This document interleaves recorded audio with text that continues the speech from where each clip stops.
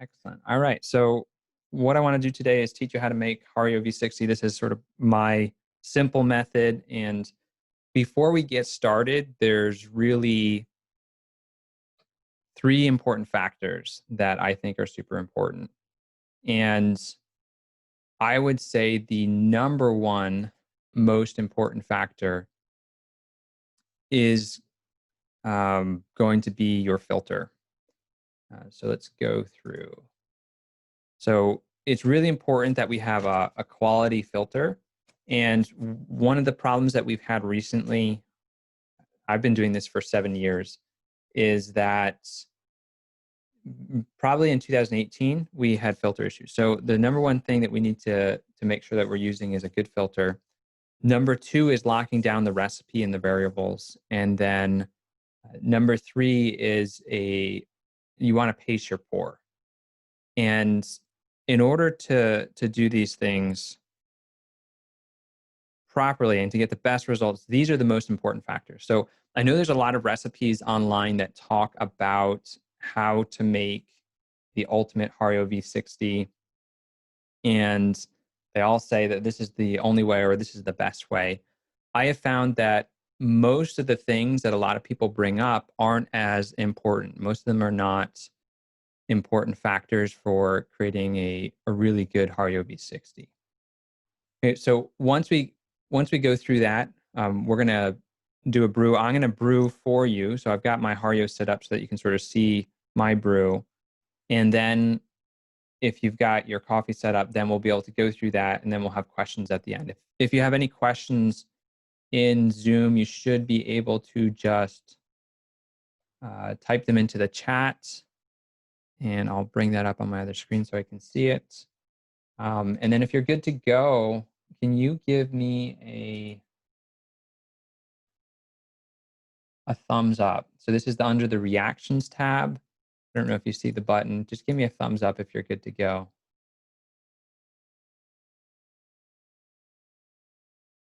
All right.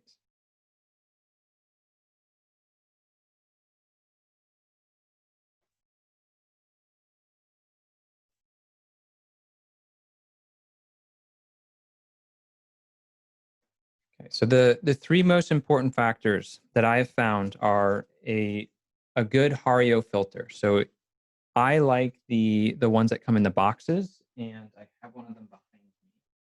So this filter, this is the Hario V60.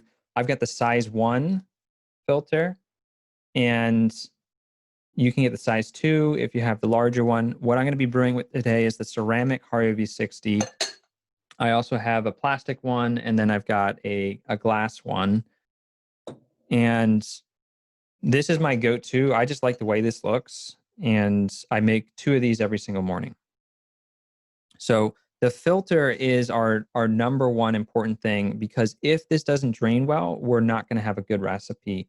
And what has happened is that Hario had to ramp up production, and they now use different materials at different factories building these filters. And that has caused some issues where they don't drain as fast. And if it doesn't drain fast enough, that will really hamper your feedback loop as you are trying to brew coffee and as you're trying to dial in the grind size.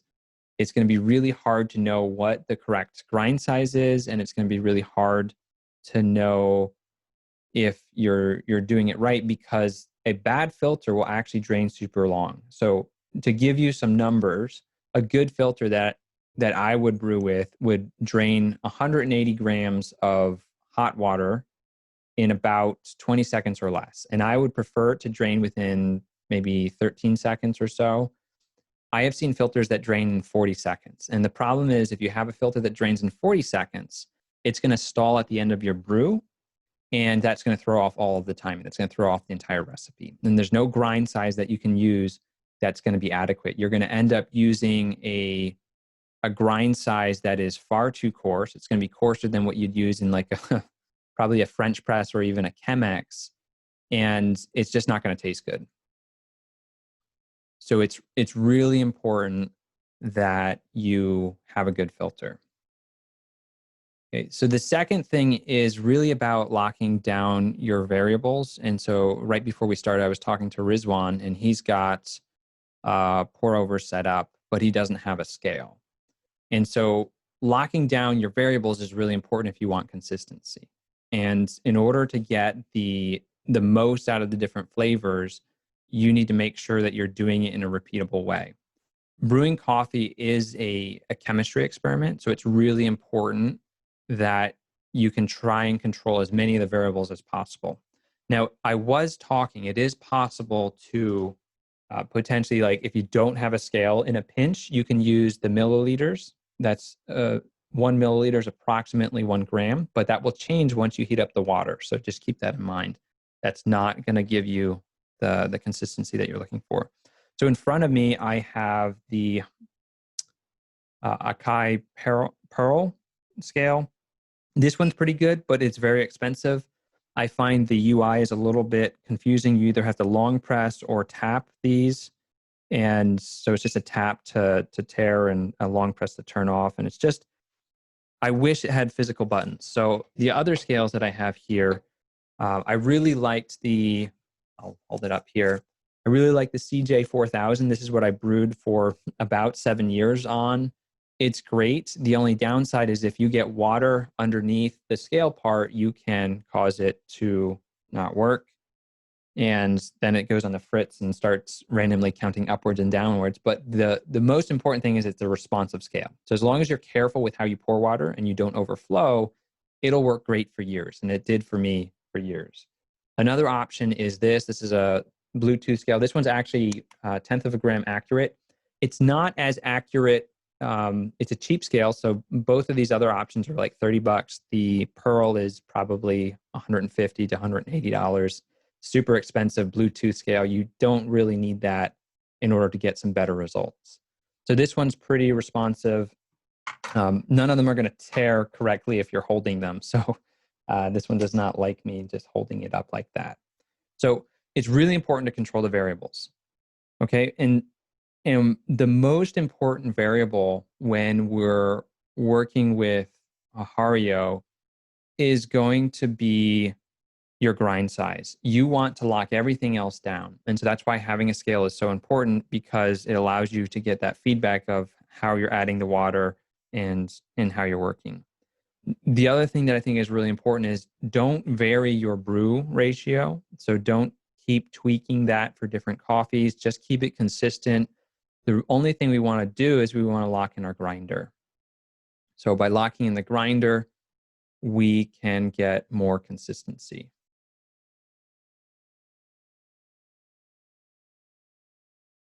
The other thing that's really important in terms of locking down your recipe is you don't want to try and do multiple things. Now, this is hard if you have a kid in the house. It's hard if you've got multiple things going on. But as much as possible, if you can get up a little bit earlier to brew your coffee and to do it without distractions and really focus, that's going to give you better results. Sometimes I've tried chopping carrots or something, trying to do some lunch prep as I'm pouring, but it always results in a bitter coffee. It always results in something that just isn't as good. So it's really important to control that. The third thing I want to talk about is pacing your pour. And this is where my app is really handy. And if you don't have an iPhone, I will have 2 different videos for 2 different recipes for the Hario that you can use as interim until I get an Android version. But this is the app right here on iPhone. And it allows me to set up the recipe. So I have all of these different parameters that I can set up, and I don't know if I can bring this a little bit closer so that we can see it. But up at the top, I've got the bloom duration, I've got the pour duration, and I've got the drain duration. And so these 3 things are going to help us have consistency throughout the pour. And the bloom is where there's going to be a lot of off-gassing. We're just going to add a bunch of water and give it a nice stir and then just let it sit. The pour is where you're going to pour for anywhere from 2 minutes and 10 seconds to 2 minutes and 30 seconds is what I typically do for my recipes. Because I'm working with Joe Bean's coffee, it's a little bit denser. I find that I have to pour a little bit faster or more aggressively. And so that's where we have the 2 minute and 10 seconds. The ending, our target end time is always going to be 3 minutes. So this recipe, this pacing, we want to try and keep that as consistent as possible. That is one of our variables that we can control. And doing that's going to give you better results. This is similar to when we are, if you've ever done running in a marathon or half marathon, there's pace groups. And these pace groups help you make sure that you're running at the pace that you want to run at. And so there's a 10-minute mile pace group, there's a 7-minute mile pace group, there's a 14-minute mile pace group. And all of these different pace groups are designed so that as long as you can see the person, you're good to go. But you don't need to be right behind them. You don't need to be step for step with them. As long as you can see the pace leader who's holding up a sign that says, I'm running at a 10-minute pace, then you'll be on track. And so that's the whole essence of the app that I've developed here. And I'll walk you through a brew momentarily, but I found that when I started to use this pacer, it dramatically improved the consistency of my coffee. Prior to that, it's really hard to know if you're pouring fast enough or too slow. And so in those situations, you really want to make sure that you're following a good pour and that it's a consistent pour in that it's not super fast. Because the amount of agitation that we add from the pour is going to affect our coffee extraction. So as much as possible, we're trying to really control and be consistent in how we do it. So those are the three most important factors. I'll just run through them one more time. It's the filter, really important. I highly recommend that you get these box filters. Right now, there's just been super inconsistent results that I've seen from any of the filters that come in the 100 packs. It's literally made me want to tear my hair out. Number two is really lock down your recipe. And so that's where you really want everything to be consistent. The only thing we really want to change is going to be our grind size. And then number three is pace your pour. And that's where the Brew Coffee app is super helpful. I use it every single day. I converted my parents to use it every single day. And many of our beta testers are using it to help them make better cups of coffee. Okay, any questions regarding Hario V60 before I show you my approach? You can type in the chat, you can unmute and talk since we only have 3 of you. Welcome, Peter, welcome, Simon. Thanks for joining.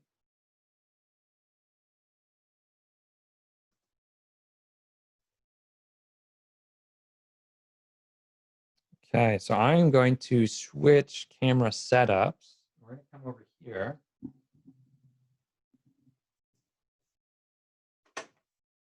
This is going to get a little noisy because I have to heat up my water.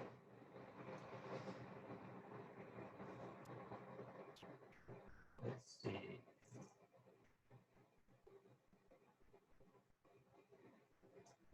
Okay, so what I want to show you right now is my grinder setup. I've got the Baratza Virtuoso grinder, and this grinder, let me just turn this off for a second. This grinder has a bunch of settings. Now, the challenge with the Baratza grinders is that there's internal settings, and so these grinders, they're not always consistent, and depending on which grinder you have, you might have to move it around. I also have another grinder behind it that is a Bodum Bistro, and that was my first grinder. This is my second grinder. Okay, for this one, I'm using around a 16, but because there's some internal settings, my parents had the same grinder, they have to use around a 14. So where you sort of dial in is going to be different. In the chat, why don't you tell me what kind of grinder that you're working with so that I have an idea of what grinders you have. So if you just type in the chat, let me know what kind of grinder you're working with. I'll just move this back.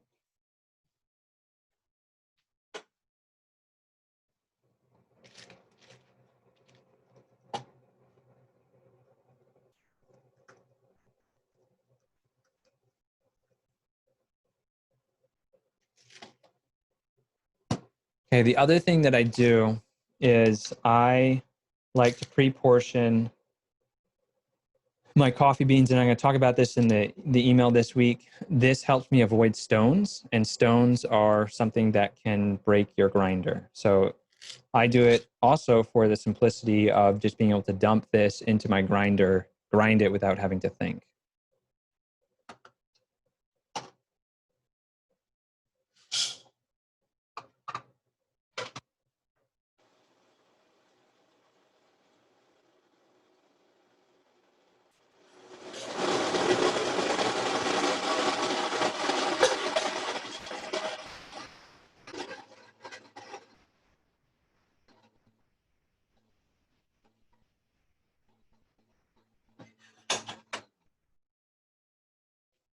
And I'm going to do something a little bit interesting with my hot water. I am going to heat up my kettle. Since I don't have a hot plate here with me, that's one of the things that I need to buy. I'm going to heat up my kettle with some water. So I poured some hot water into my kettle, and I can feel that it's getting hotter. It's now 160 degrees. And I'm going to pour this back and try and basically heat this whole thing up by pouring this water back into hot water heater and just heat it up one more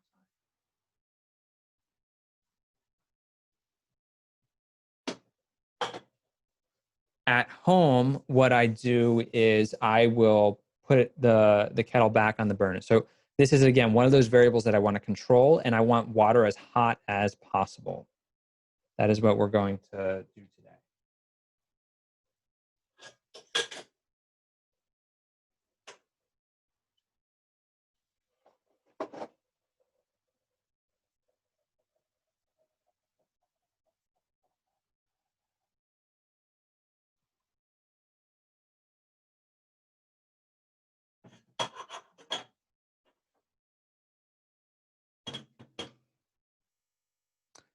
All right, so we've got the hot water.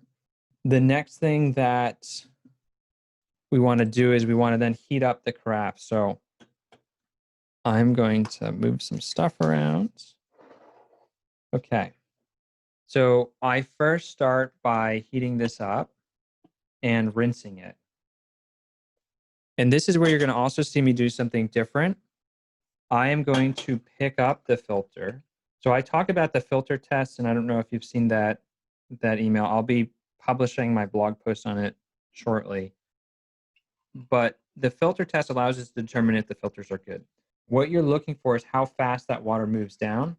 And as long as it's going to drain faster than I can pour, then I know that this is sort of a good filter. And we can test that one more time. We can reuse this water. So I'm just going to throw it into my thermos and just show you that drain so that you can sort of look for what I'm looking at. I know this is a little bit tricky to follow along. So the filter test, I typically pour 180 grams of water, which will fill up so about this much water. This will fill up a Hario V60 01 to the top. And then what you're looking for is a drain. If that drains under 20 seconds, you know it's a pretty good filter. Now, I don't do that test every day anymore. I just do the pickup. So as long as you pick up, that's going to improve the drain time. What will happen otherwise is that there's some kind of physics where there's some suction, and that's going to affect the drain rate. So we want to make sure that that is squared away. Next, I have a discard cup, or if I had a sink, I would pour that there. And then if I have a little extra water, I will heat up my mug. And the next thing we need is our coffee. So I've ground the coffee, and you can sort of see what that looks like. So it's a pretty fine thing. And grind is probably one of the hardest things to figure out. You want it to be pretty fine. If it's coarse and you're making it coarser because your filters are bad, then that's not going to give you good results. The next thing that I'm going to do is I'm going to pour out just enough coffee beans. Now, sometimes I have a little bit of extra, and you can see there's a little bit of extra there, and I'm just at 21 grams. Now, The other thing, because Hario is harder than Chemex because it's more sensitive. So you can see that I'm at 21.1. If your scale is not quite as accurate, that's fine. You just want to be 21 grams if you've got a half gram accurate scale. So the CJ 4000 that I showed earlier is a half gram accurate scale. As long as you're working with the accuracy that you have, that's totally fine. The other thing is wind. Once you get these higher accurate, like wind from breathing, wind from airflow, is going to cause this to fluctuate. And so we're going to see that this is changing. So I don't know why this went up so high, but just to sort of show you what I do, I'll walk through my process. So I'm going to actually scoop off this extra beans. I'll put that back into my cup. And then we are going to brew with this. So in the ideal world, I would heat up my water again, but because I'm doing all this talking, I'm just going to go with this brew and start it. So the next thing is, for this recipe, what I'm doing is going to be a 30-second bloom. I'm going to do a 2-minute and 10-second pour. Now, the default in the Brew Coffee app is 2 minutes and 30 seconds. I find that with this coffee, I have to pour a little bit more aggressively. That means faster. And then we're going to target our finish by 3 minutes. So the next thing I'll do is I'll tare my scale. I'll hit done on these settings. I'm doing 21 grams, so 340 grams of water is our target weight. And then once we hit start, the Brew Coffee app is going to go through the 3 stages. So we've got the bloom, the pour, and the drain. So let's hit start. And I'll do this. And then we just want to get around 42 grams. If we go over or under, don't worry too much. I like to have a hot spoon, and we'll give this a good stir. The stir is going to allow you to make sure that there are no dry coffee beans. If there are dry coffee beans, what that will do is it will just extract at a different rate. And so as much as possible, we want to be consistent by having everything as even as possible. Next up is our pour. So at 30 seconds is when I start pouring. I'll rinse my spoon off, and then I'll start to pour here. Now, what I'm going to recommend, if you're not used to this and you don't have the arm strength or the dexterity, you're going to want to use a towel. I have a towel here, and I'll just take this towel and I will use it to help me pour with 2 hands. So I find it's really important to try not to rush the pour here. We want to be a little bit sensitive on how we're adding the water. But at the same time, I know that if I don't pour fast enough, especially as I'm doing a live demo, I'm going to fall behind schedule. And if I fall behind schedule, this is not going to drain in the time that we want. And so the challenge really with the Hario V60 01, that's this size that I'm using with the ceramic, is that we can max out the height of the coffee here, and then we can't add any more coffee. So it's really important that we're following a pace, and that's what the Brew Coffee app allows us to do. So I'm just going to do that. I've now got my towel, and I've got it underneath my kettle so that I can really steady my pour. The other thing I'm doing as I'm pouring is I'm looking at my app. So the app is to the left, and that's giving me some context of where I am in the recipe. So I can see I'm a little behind.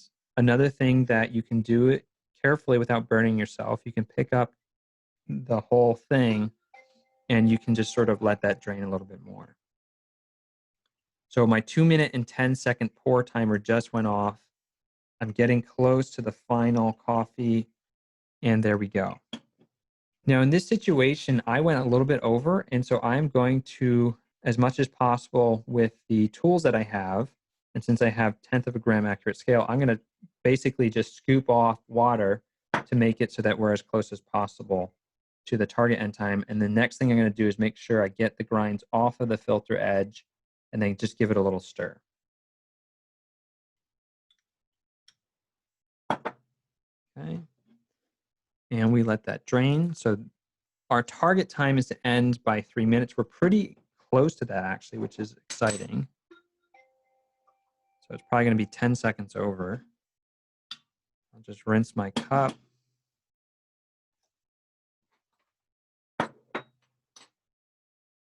And we're good to go. So I'll take this off. I've got another cup that I'll just put this on to drain. And I'm going to show you another weird thing that I do. I like to aerate my coffee. So what I'm going to do is I'm going to take this thermos that I use. This is the Zugarishi thermos. And I'm going to actually aerate the coffee by pouring back and forth. So by taking the coffee and pouring it into here, we're going to change the texture of the coffee. And I totally missed the cup there. Excellent.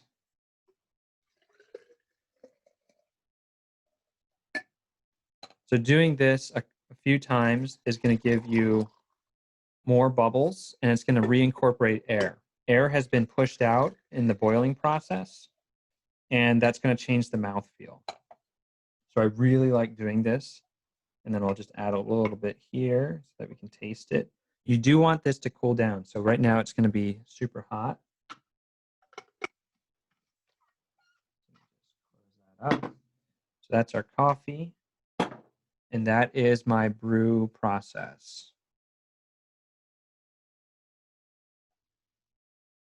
Any questions?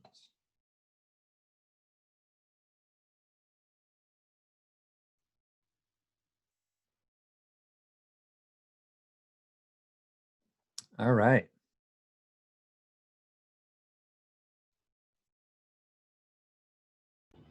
Hyman, are you there?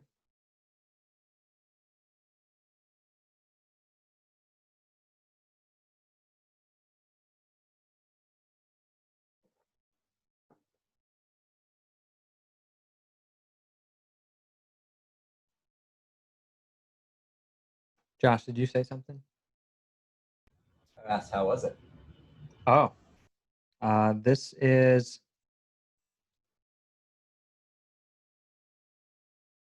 it's pretty hot right now.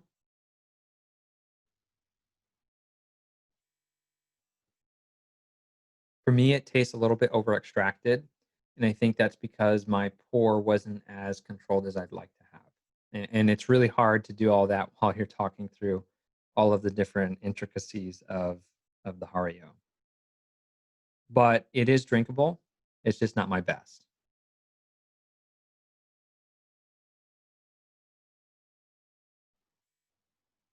And what I'm brewing today is, this is Santiago from Mexico. So this is from Joe Bean Coffee Roasters. And depending on where you're located, the best bet is to buy local. So I really like Joe Bean Coffee Roasters. They're a local roaster here in Rochester, and they just make really good coffee. If you take the time to really hone in the recipe, that's where you get better results.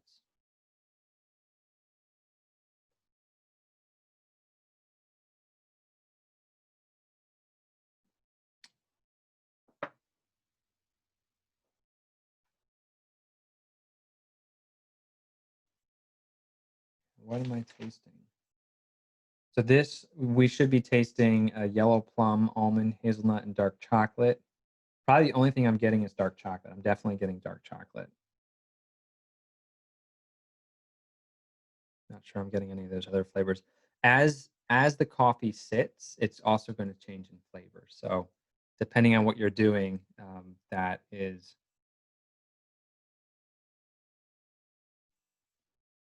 you're going to pick up different.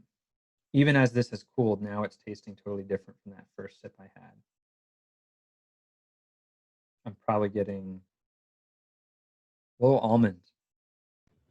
So it's actually just letting it cool makes it actually taste a little bit more drinkable than my original take on it. So that's why I think it's important. That's one of the reasons why I have the app continue to count upwards, because I find that if I sort of watch the app as it's going up, it allows me to sort of benchmark, how does this taste 3 minutes after? How does this taste 4 minutes after? And depending on how your recipe goes, you might not finish in time, and so that's why I always count the app upwards so that you can take that into account. I have another question. Do you alter the technique at all depending on the roast? Like for a darker roast, because I noticed that's a fairly light roast. No, I don't. So when I buy dark roasts, I do it exactly the same. The only thing that I find that I have to vary is sometimes the timing. So sometimes the darker roasts, and I don't know if this is across the board, sometimes the darker roasts will drain a little faster. And so in the recipe setup that we used, I'm gonna plug this in. If I bring this back up. So on the details page, the only thing I would change if we look back at the iPhone here is I would tweak the pour to finish by 2 minutes and 30 seconds. So that's the standard that comes in the standard recipe with this app. I find that for a lot of the denser coffees, they, for whatever reason, I have to be a little bit more aggressive in how I pour, which means I have to pour faster. So I have to pour in 2 minutes and 15 or 2 minutes and 10 seconds. If I go under 2 minutes and 10 seconds, it just doesn't taste good. So I don't recommend rushing that fast. 2 minutes and 10 seems to be a sweet spot for some of these denser coffees. But I won't really vary anything until I've at least brewed it once.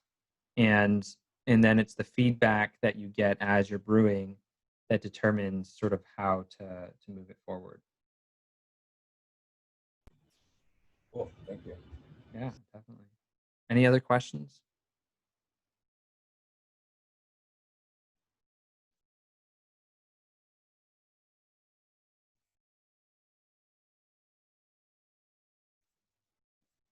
Welcome. Thank you for joining us. All right. I'm going to take, I think, a 5 minute break, and I'm going to set up my coffee. If you want to follow along with me and you have your coffee stuff set up, make sure that you have hot water. And in 5 minutes, we'll come back and I don't know. Can I share my screen, Josh? There we go. Sir. Can you enable it? It's not letting me.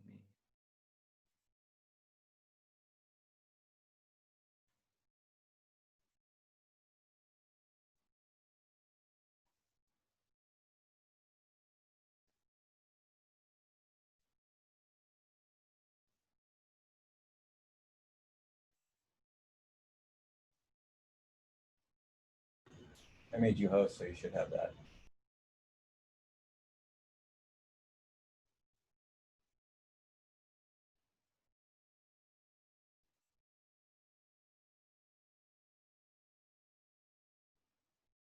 Okay.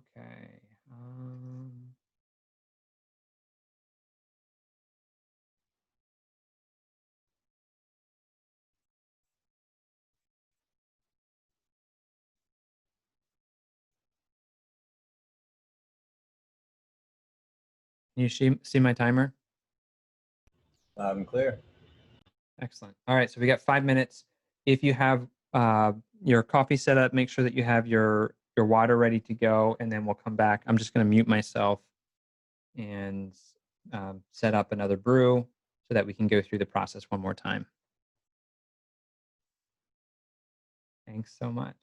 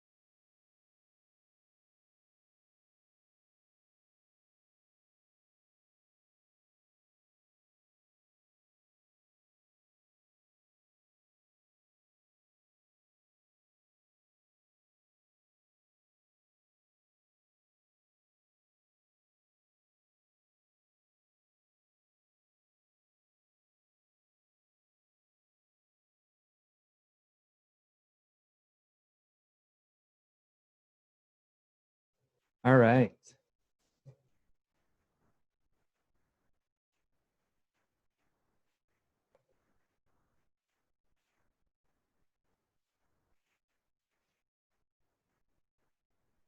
Any questions about the recipe or the iPhone app? You'll have to make me host again, Paul, so I can control the cameras. Yep.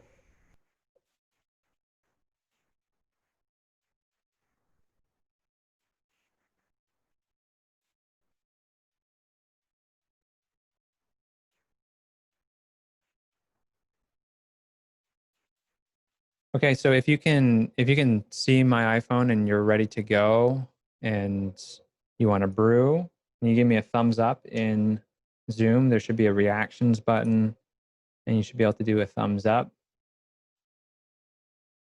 So just look for that if you're there. Howdy.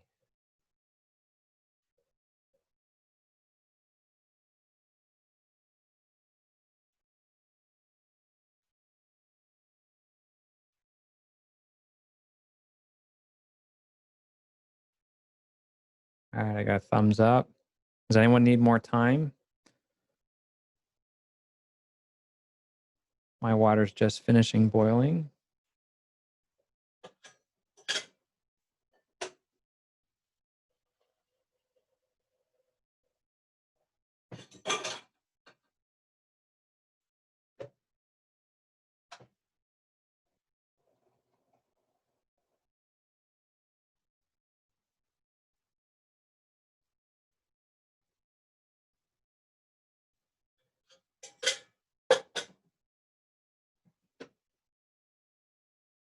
Okay, so one of the things I like to do, I'm gonna jump this camera back over here so you can see this.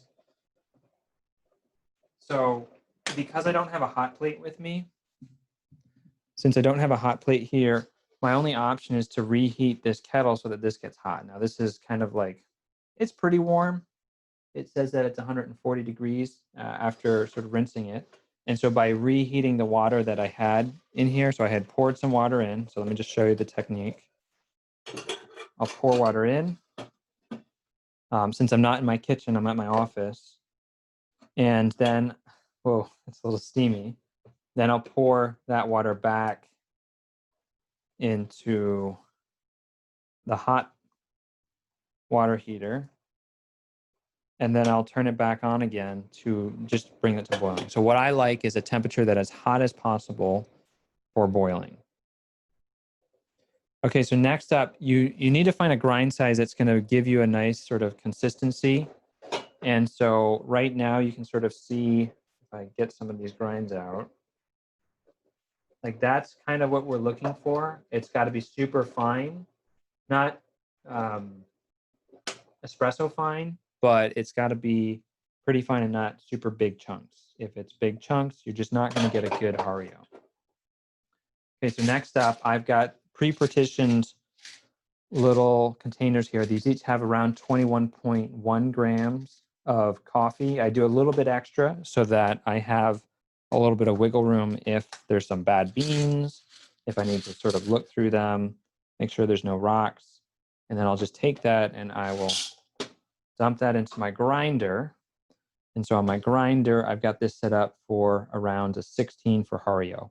When I'm doing Chemex, I do 21. So you're going to use different settings. Right now it's 16 right about here for the Hario. Now, if you have a grinder like this, your setting might be different. So my parents have to use around a 14 to get the same result because there's some internal settings inside of the Baratza grinders. So let me just pour that water and I'll come back over here and grind that.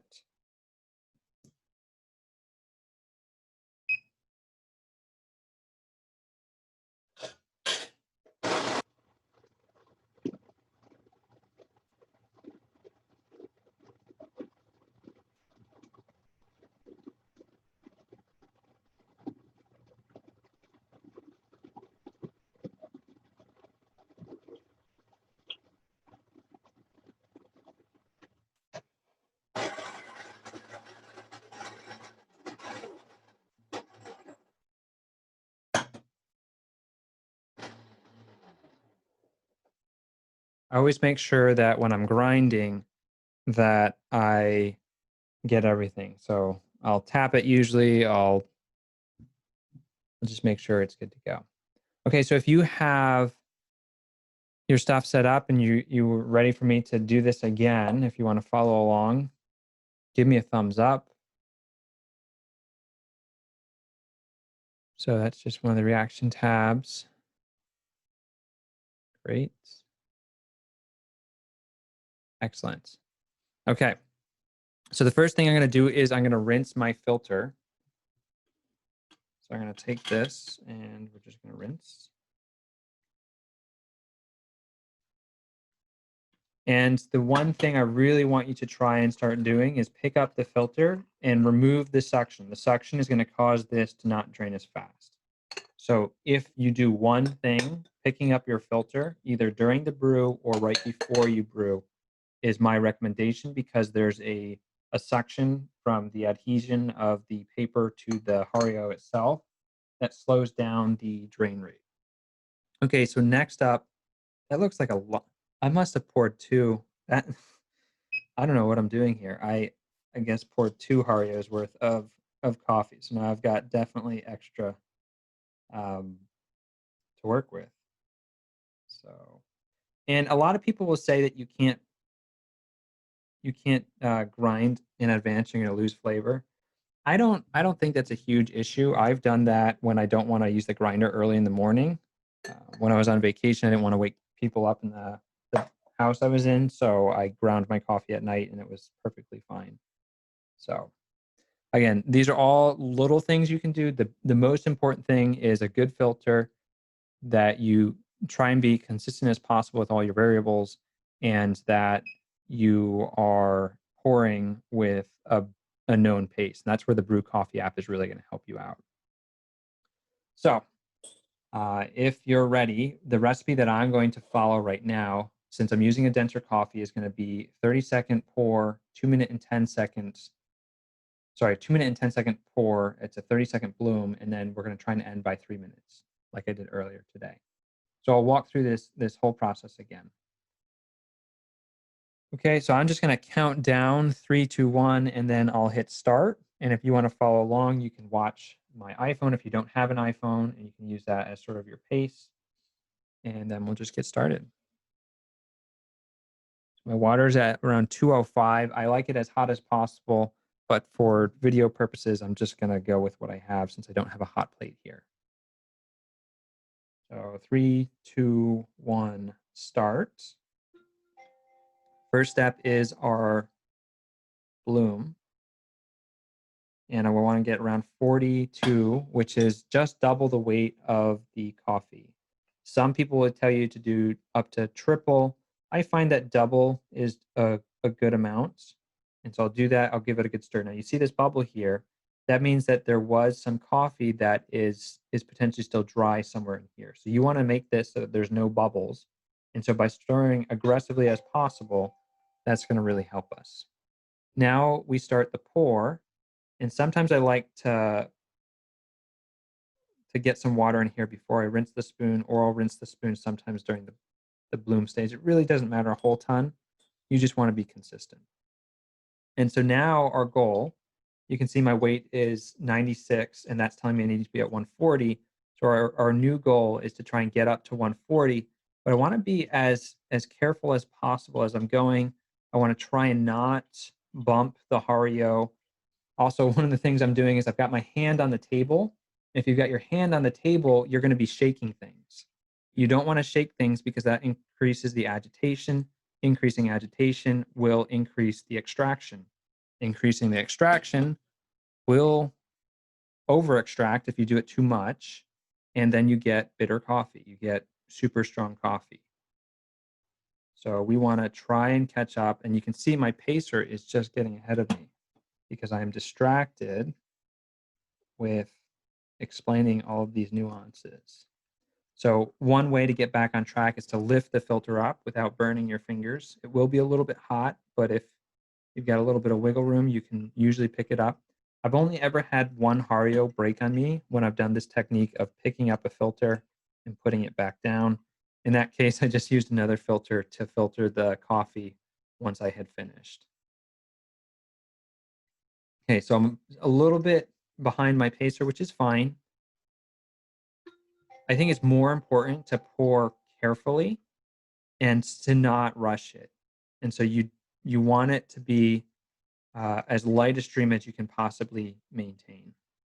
Okay, so while I was talking, I poured way too much water. So I'm 5 grams over, 6 grams almost. And so I'm going to just take that top water before it's had time to really extract. And I'm going to get within 1 gram of my target weight. And then we'll just give this a stir. Now, if I was being attentive, I wouldn't have done that.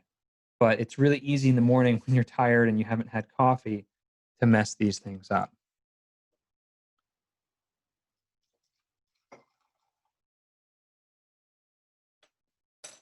We'll let that drain.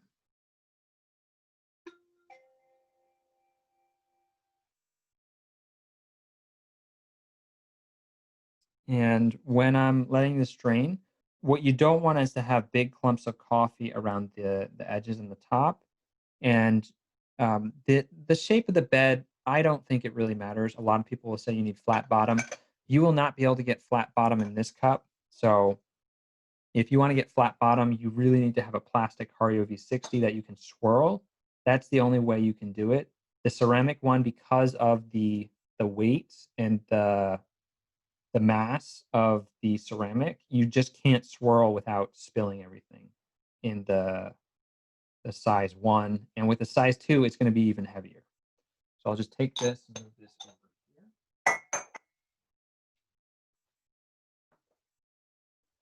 here. And then the one thing I was demonstrating earlier is I really like to pour this between carafes. So I've got another carafe here that I can use. I can just pour this coffee in there, and I can sort of pour between. Now, doing this is going to aerate your coffee, and you can see all those bubbles. It's incorporating air back into the coffee, which will change the mouthfeel and the texture. I learned this technique when I went to Pete's out in California, and I really enjoy doing this.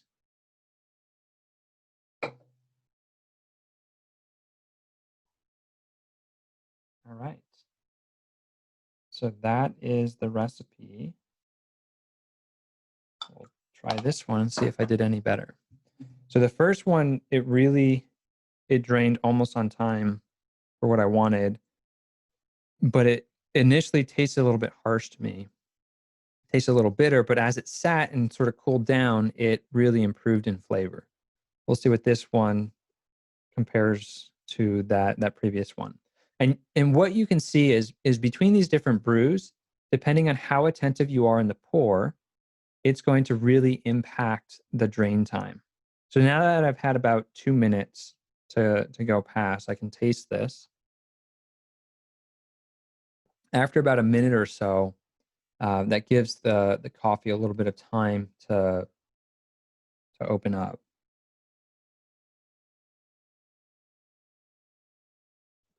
Now, I like this. This is way more fruit forward. So I'm getting some kind of fruity flavor that I didn't get in the previous pour. And that's our ultimate goal, is this actually tastes like a better cup. So and this is like a nuance of coffee that if you haven't done this enough, it's hard to know what a good cup of coffee tastes like, but you're trying to avoid the bitter flavor. So I got a lot more bitter flavors in the previous brew, but with this, I'm getting more fruit. And so it says on the tasting notes that I should be tasting yellow plum. I'm not sure I'm tasting yellow plum, but I'm definitely, I have more sweetness. The body is better. It's not as bitter. So the sweetness is helping balance the cup. And that's the ultimate goal of the Hario V60, is you can really pull out some of these fruity flavors, and you can't get that same type of taste with the Chemex. So the Chemex is great for serving multiple people. but the thicker paper is going to pull out more of those flavor compounds. So that is my recipe. Any questions?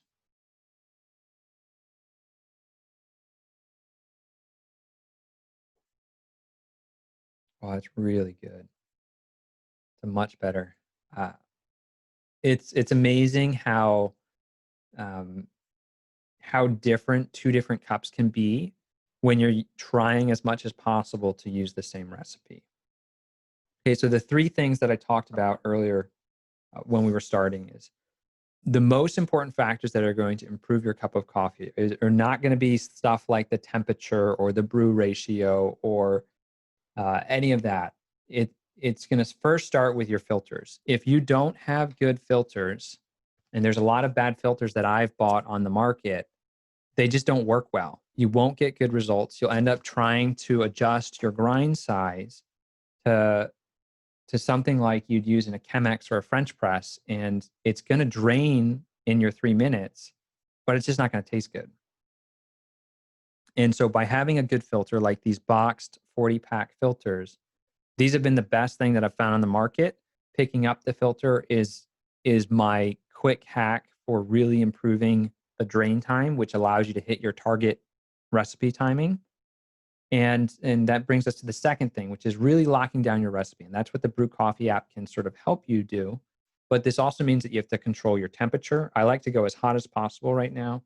It means you need to control your brew ratio. I do a 16.2, I believe, to 1 for Hario V60. So that's in the app, 16.2 to 1. And the app will take care of that for you. For Hario, I do 17 to 1 for my Chemex. A lot of people think that the brew ratio is the ultimate factor, and it's not. It's really comes down to your filters, your recipe, and just being consistent with all of the variables, locking them all in, and then your pour. Your pour is really a bigger impactor, in my opinion, than the actual brew ratio. So how you pour it, how long it is, like all that stuff is going to affect things, and that's where we really need to control your recipe. So if you have any questions, you can unmute. You can type a question in the chat. I'm going to pour myself some more coffee.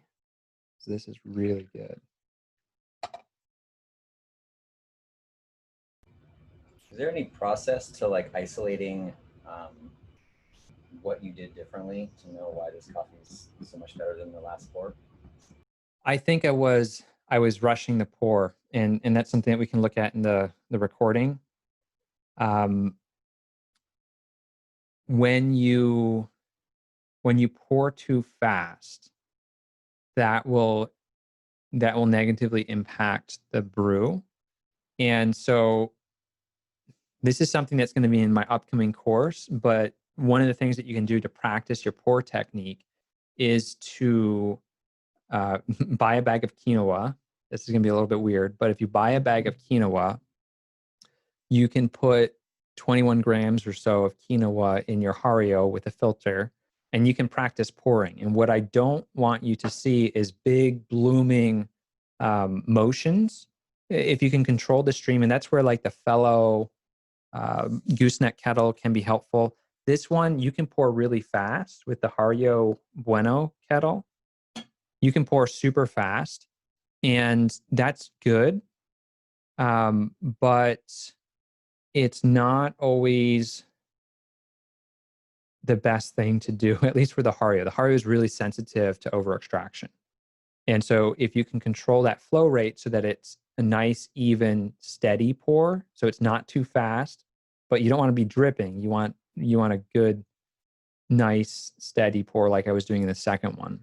And that's going to really impact. The other thing to keep in mind is that when we're talking about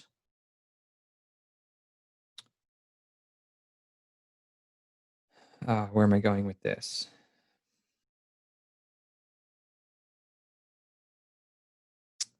In the first minute of your coffee brewing, that is where most of the coffee solubles are extracted. And so that's going to have a really big impact on your coffee. And I feel like, and I haven't seen anything on this and I need to do some more research, but I feel like if I pour super aggressively, which means super fast in that first minute, it seems to be more extracted, more bitter, more uh, just, it's not as round a cup. And so I try as much as possible now. If I see that I'm behind schedule with the iPhone app, I try as much as possible not to over pour to catch up. I'll do a nice steady pour and work my way towards catching up to where the pacer says I need to be, but I don't want to rush it. So I think that helps a lot. So a nice steady stream using two hands. So the technique, just to sort of show it, is I'm holding with my right hand since I'm right-handed, and I'm using my left hand to help. Now the left hand, I'm trying to hold up the weight of the gooseneck kettle, and then the right hand is all about where it needs to be. And the one thing that you'll have to practice, if you practice with quinoa or something like that, is you actually have to go in an upward circular motion if you've got a gooseneck kettle like this, so that you don't hit the Hario. And so you have to pour in nice, tight, concentric circles. And that's hard to do when you're new to Hario. So it takes practice. Good question.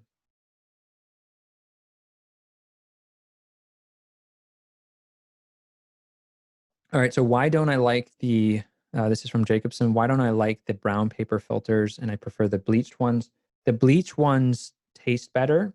So if you ever do a taste test, what you can do is if you take one of these Hario filters, the taste is less brown paper bag tasting. I don't know how else to describe it, but and I don't believe they use bleach to actually bleach these. You can just pour hot water through this. And so when we're doing that initial rinse, taste some of the water that you've just rinsed and see what it tastes like. That's going to be one of the other flavors that's going to be captured in your Hario. And so the whole purpose of rinsing your filters is not only to heat up the Hario V60 that you're using, but it's also to try and wash away some of those taste compounds that are going to be in that filter. So the more you rinse it, the less papery taste you're going to have in the filter.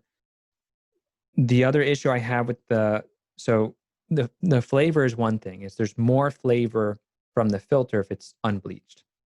The other problem that I have, and this might not be universal, again, it all depends on where you're getting these filters and the factories that are producing them.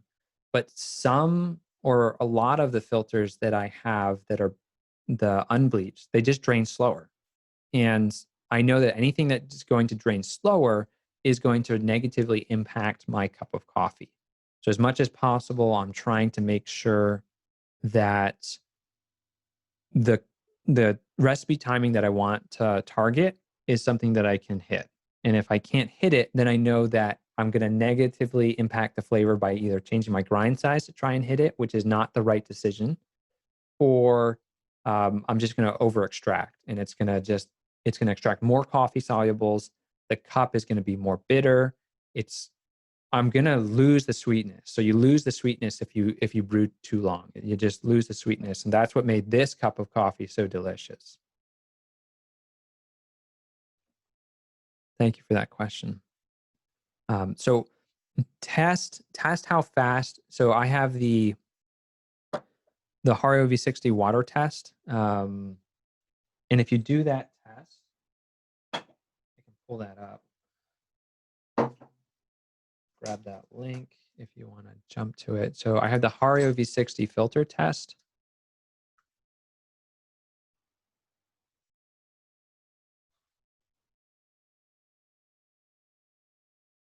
Okay, so you're brewing too fast. That sounds like so here's my video. Let me just share it in the chat.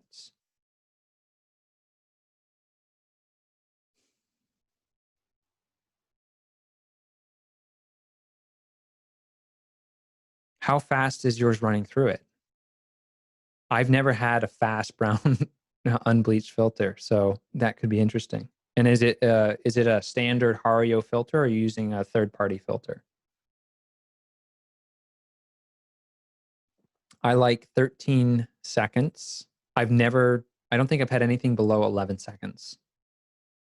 So how fast is it draining? Is there holes in the filter? Like if there's holes in the filter and it's not a good filter, I could see it draining faster. And then what Hario V60 are you using?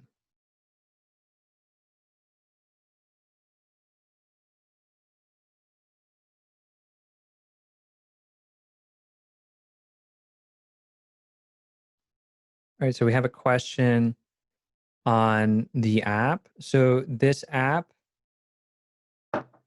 allows us to, if we switch cameras again. So this app allows us to customize the recipe. And so it's super easy to change. You can just drag your finger. I hate keyboards, so as much as possible, I try to use tap and gestures to move things. So we can use our finger to dial in however much coffee you want to use. The standard recipe that ships with the app is 21 grams for the Hario V60. You can also do the Chemex. Those are the only two brew methods I use in here. If you have something like the Kalita or some of the other stuff, you can still use the Hario. The recipe is going to be very similar. So these are the two brew methods that I'm focused on. I use them on a daily or weekly basis. And the app just allows you to have a recipe to follow. So the purpose of the app is to have a pacer, and the pacer allows you to just make sure that you're on track. And so in the two brews that I did today, you saw me sort of using this app to understand that. If we go over to the details, you can control the timing, you can control the water, the coffee, and the water to coffee ratio. At the bottom here, there is a bloom ratio. So the bloom ratio is how much water you'll be pouring at the start of a recipe. So typically I do 2, but you can do something like 3. So we could go up to 3 as our ratio. And then instead of pouring 42 grams, we'd pour more water and this would calculate it for you.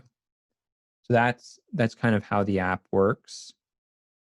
And I typically do a 30-second bloom, a 2-minute and 10 seconds pour with the coffee that I have. Now, your coffee might drain faster, and so you might not want to be as aggressive. So the recipe that ships with the app is 2 minutes and 30 seconds.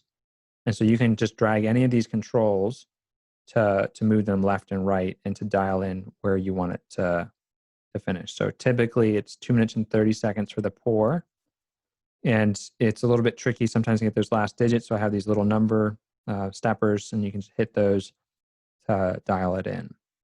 So once you do that, if we're doing a 3x bloom ratio, now when I hit start, it's going to walk us through the recipe. So it's going to take us through the bloom, the pour, and the drain phases. So once I hit start, we're in the bloom phase. Now I'm doing a 3x bloom, which means I'm going to pour 63 grams of water for this recipe. I'm going to stir it, and we're going to wait for that 30 seconds. And that's how the app works. Does that help? And then the point of this is you're not going to pour continuously.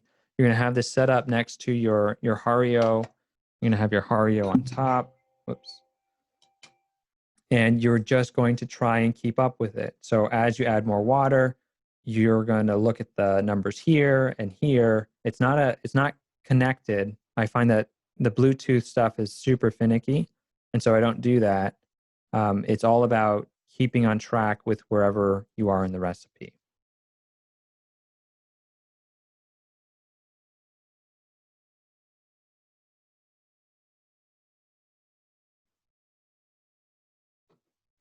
I'd be surprised if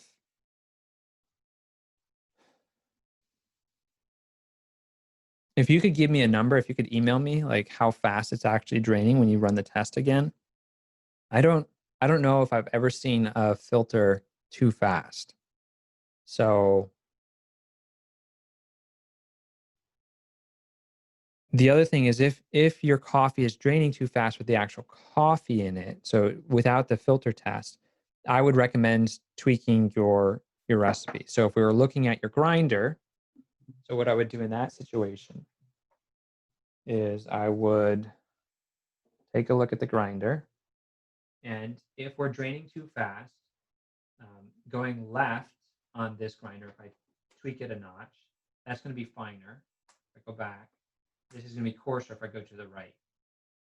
So if it's draining too fast, that's an indication to me that you need to make a finer grind. And so you want to control all of the variables and lock them in, as I've sort of demonstrated here today. And so if your coffee is draining too fast, you've got too coarse a grind. So what I want you to do is move it a notch or two to the left. That's going to make it finer. So if I move this, let's say the next time you brew, you move it 2 notches, or if it's a hand grinder, you tighten it a little bit.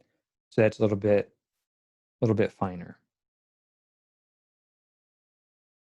And when we're looking at that coffee, if I just bring that back up,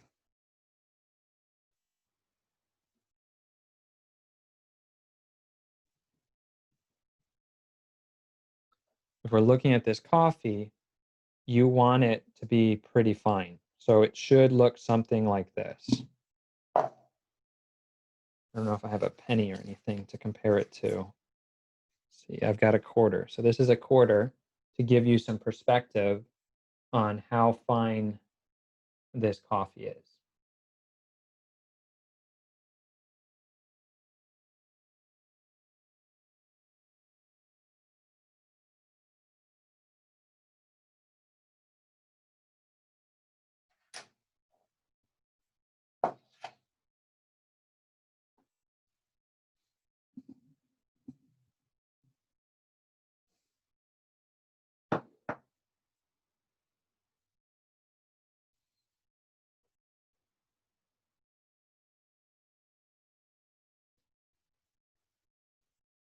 Okay, so you still get a bitter brew. What kind of coffee are you brewing with?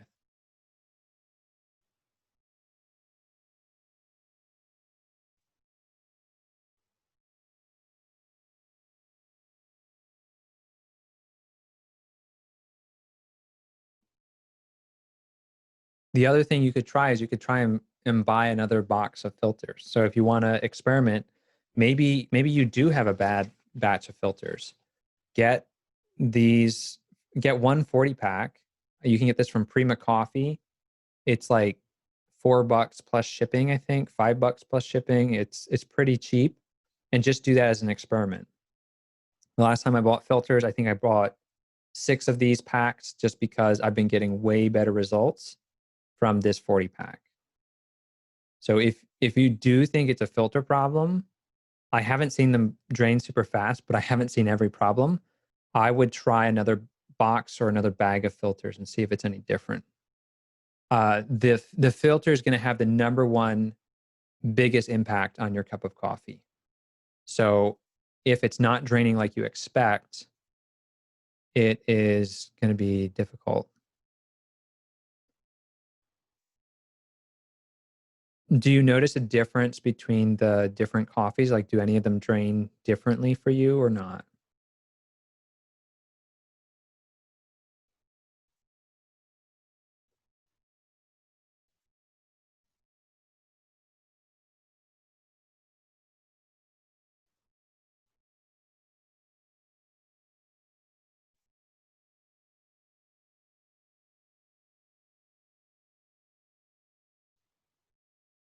And then are you using a gooseneck kettle or are you using something else to pour?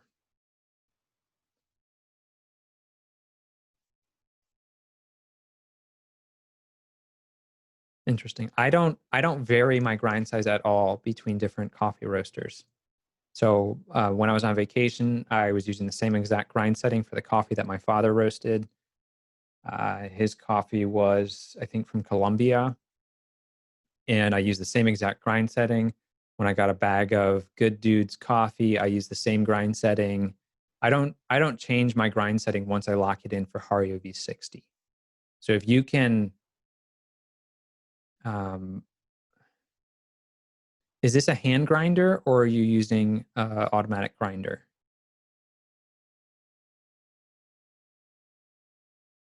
So you've got the gooseneck kettle.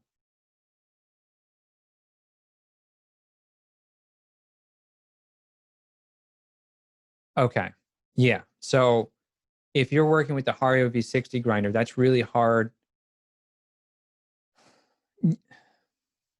My number one tip is don't like you've gotta be able to settle on a grind size that works, and it's gotta be something similar to what I shared today.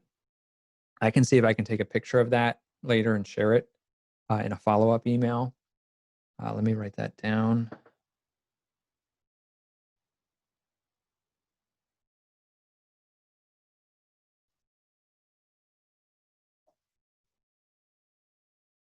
And I think that's probably going to be the in your situation, you need to figure out a grind size that works, and then you got to keep that dialed in at the same thing. If you're changing it for different brew methods, that's going to cause all kinds of havoc. So I highly recommend um, picking one brew method and really focusing on it. And if you want to focus on the Hario, don't try and do French press and Hario with a hand grinder where you have no dials or knobs and you have to count the number of turns or something like that. I've seen and some of my friends have talked about how they followed some guides on the manual grinders on like counting turns, and it's definitely more work. So um if you can get a grinder, I would recommend the Baratza grinders. There is a cheaper one. It's not as expensive, but it's still pretty expensive. It's the Encore.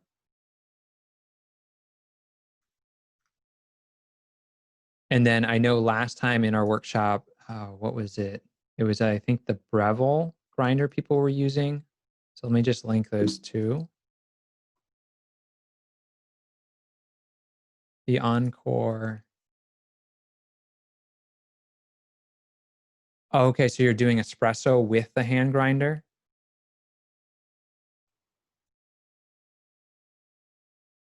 That totally did not copyright. No, what? Interesting. So yeah, that's let me share that again. It's not working like I expect. Okay. So the Encore is going to allow you to switch between different grind sizes, and I use the one that I have here for espresso at home. So I've got a manual espresso machine called the Rock, and so that gives me some pretty good results. But espresso to Hario is a big difference. And so when you're doing a hand grinder and you've got that little notch or whatever it is that you're turning, it's going to be really hard to count the number of turns correctly and make sure that you're turning it the right way between things. So I think if you want to improve your Hario, you're going to have to get more precise in how you're turning that knob, because that's going to be the most important thing. Or you save up and invest in a grinder that's going to give you some settings. So there's the Encore. And then last time, I think it was the Breville. I don't know if it's a cheaper grinder, but I think two of the people last workshop had the Breville. Now that looks like that's not cheaper. Maybe they have different versions. Baratza has the best customer service, so I really appreciate what they make.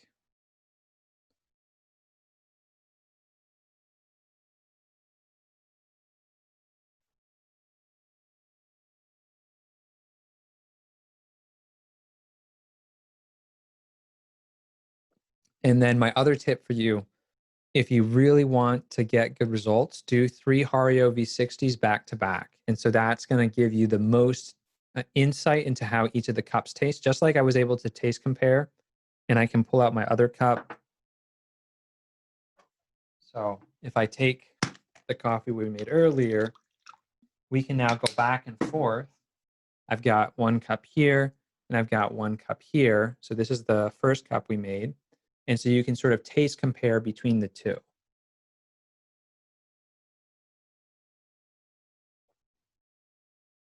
I get more chocolate in the first batch, which is not a bad flavor, but it definitely has a little bit more bitter flavor, and I lose the sweetness and the fruitiness. And if I now taste this one,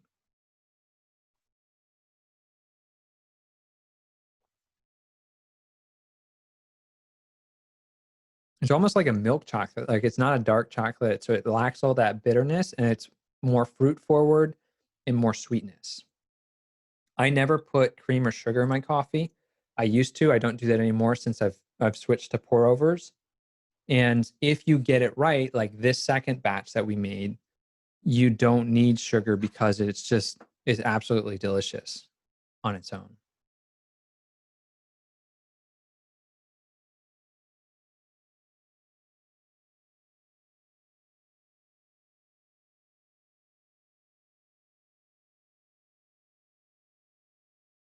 Any other questions?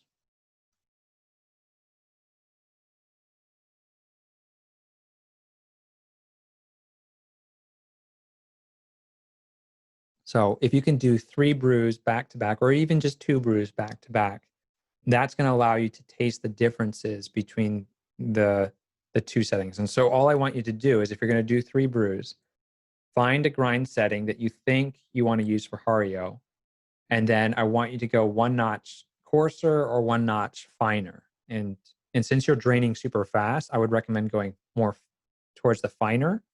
So make it so it's tighter, so you get smaller particles, and then brew it again. And then after that one, do it one more time and go another notch finer, and see if you notice a difference. If you notice a difference between the 3 cups, pick the grind size that you like the most. And then if you can sort of reverse engineer how many notches that was, if you can count, then you might be able to reset it.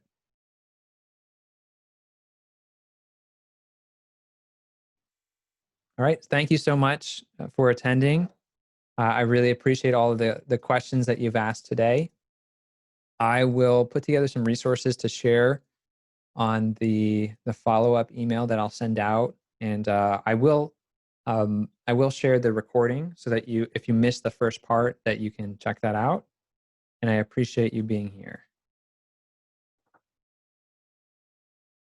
Thanks so much. I'll catch you all later.